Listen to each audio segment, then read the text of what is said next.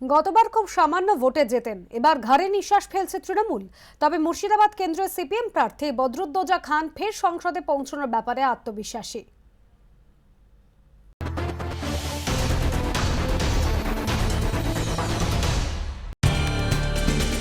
এক টুকরো দেওয়াল, তারই মধ্যে সিপিএম, বিজেপি, তৃণমূলের প্রতীক একেবারে পাশাপাশি।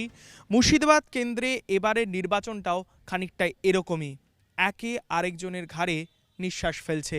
আসুন দেখাই এরই মধ্যে কিরম প্রচার সারছেন মুর্শিদাবাদ কেন্দ্রের বাম বাংলাদেশের বর্ডারে আপনি দাঁড়িয়ে আছেন, একদম বর্ডার। বিএসএফের অত্যাচার, গরু বাছুর নিয়ে চলাচলের সমস্যা, আবার যেখানে ফেন্সিং আছে সেখানে চাষাবাদের সমস্যা, কারণ ওপারে ভারতীয় জমি পড়ে আছে। কেন্দ্রীয় সরকারের তরফে ওরা একটা সার্ভে করেছে যে ওরা ওই দিক দিয়ে বাউন্ডারি দিয়ে ফেন্সিং না দিয়ে গ্রামের কোল দিয়ে দেবে।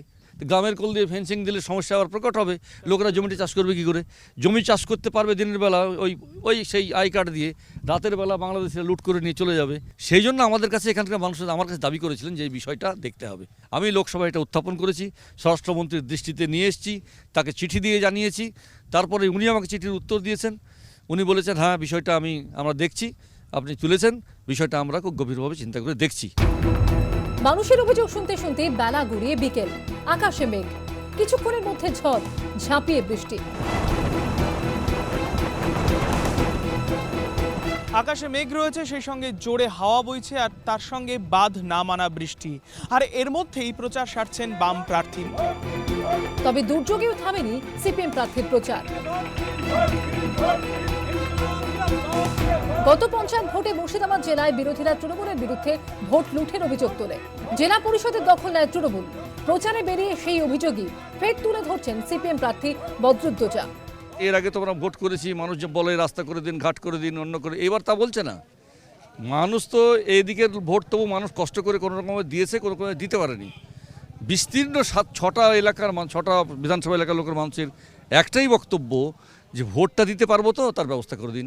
আমরা নির্বাচন কমিশনের উপর ভরসা রাখছি যে এবারে অন্তত পক্ষে বুথ দখল কেউ করতে পারবে না, তারা সে ব্যবস্থা করবেন বলে আমরা এখনও ভরসা রাখছি।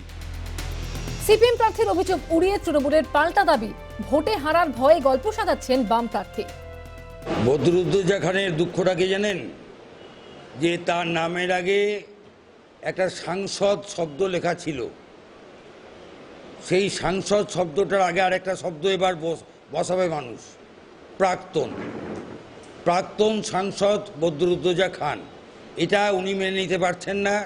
মানুষের সঙ্গে কোনো যোগাযোগ নাই, মানুষ তাকে চেনেন না, এলাকায় যাননি কখনো।